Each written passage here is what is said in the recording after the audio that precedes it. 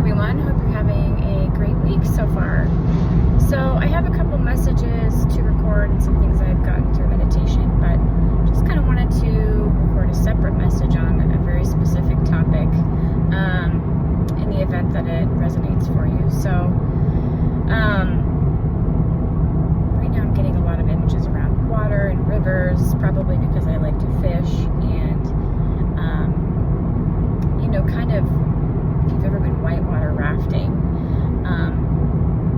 after you get through the rapids and that difficult period, there's kind of this beautiful calm in the water, and this you can typically see through the water, right, because the rapids stir up all the sediment and all the dirt and the things, so it's tough to see, and you've got the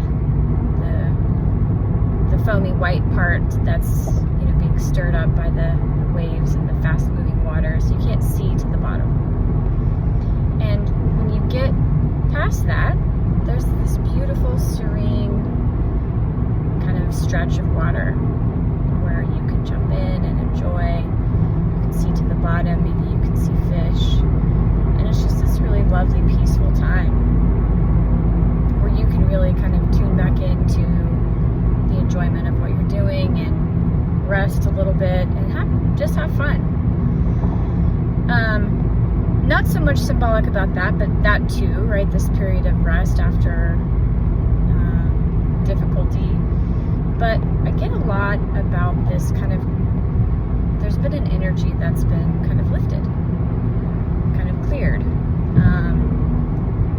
I don't get that it was like, it could have been good or bad for you, whatever, right? But more than anything, to me, it feels like just a path you were going through, right? And like you've kind of gotten past the rapids of that. I get specifically that there has been an identity that you have kind of shed that you're kind of realizing was never yours. Part of our world where we all, as much as we like to think we're completely individual, we absorb expectations of our culture and expectations of our family and friends and social norms and, media, all the things, right, influence us, whether or not we want to believe it. And we find ourselves participating in it and assuming an identity. And I get that this is for a specific group of people that have, I'm being kind of challenged on this as I'm about to say it, so I'm not going to say that part because it's not important. You've either come through this challenging period of your life, or you've done a lot of integration work with kind of healing the ambitious side of you, reconciling, I guess, maybe merging, balancing the ambitious side of you with the authentic side of kind of who you really are. So you can be in the world and do in the world in a more balanced way. And I get that this is kind of, and maybe shedding isn't the right word, maybe it is for some people, but I also get just kind of an emerging of a blended balance of those two things. So I wanted to share an exercise if you feel this resonates for you. Kind of I get a lot of like, what do I do now? The things that I once was doing, and I'm going to be doing something different, so how do I go about changing, right? What I'm hearing is like, don't worry about the details. You will kind of know what the right action is at the right time. The words that came to me specifically yesterday were follow the yellow brick road, meaning embody the energy of what it is you want it to feel like.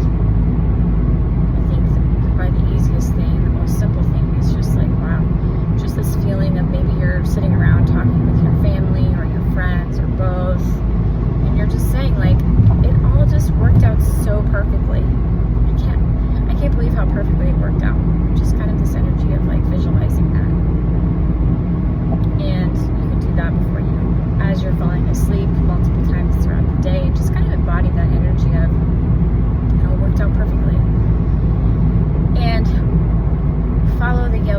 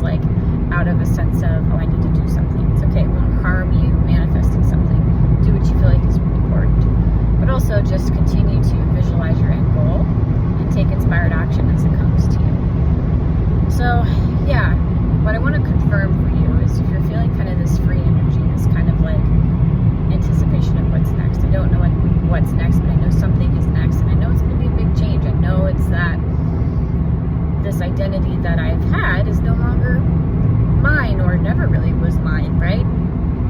And this kind of emerging of your true self in terms of your real desires, your real personality, what you really want to do in the world, right? And you don't have to go, quitting your job and moving to a mountain in Tibet. It's more like allowing your true self to shine through, allowing your true passions to come forward. And some of these things that have kind of glommed onto you because you're part of the world will kind of just naturally fall away. You'll just start to see that like things just naturally fall away as they're supposed to, and just let them go. Don't cling on because you think you're supposed to fit a certain image or whatever, right? So I don't know who that's for today, but take it as it resonates for you. I have some more stuff I'll probably be putting up this weekend that I've just been getting from Spirit. But yeah, just embrace the change, embrace the spontaneity, embrace the new. Let go of the old. I'm prompted to share this too, I had a friend who moved away recently, and I just love her, and I still talk to her very often, which is great. But I was sad when she left, right? I was like, man, we've had a lot of fun, so sad to see you go. But I didn't want to ruin the fun times we had by clinging to her staying here. So it's like, don't spoil what was by clinging to it and letting it, not letting it naturally move on. So that's kind of the message I'm hearing about whatever transition you're going through, is like, appreciate it, love it for what it was, remember it for what it was, what it did for you, thank it for what it did for you, send it love for what it did for you, and don't try to cling to it and then kind of ruin what the good stuff was about it, right? So anyway, hope you enjoy that. Love you bunches, and have a wonderful day.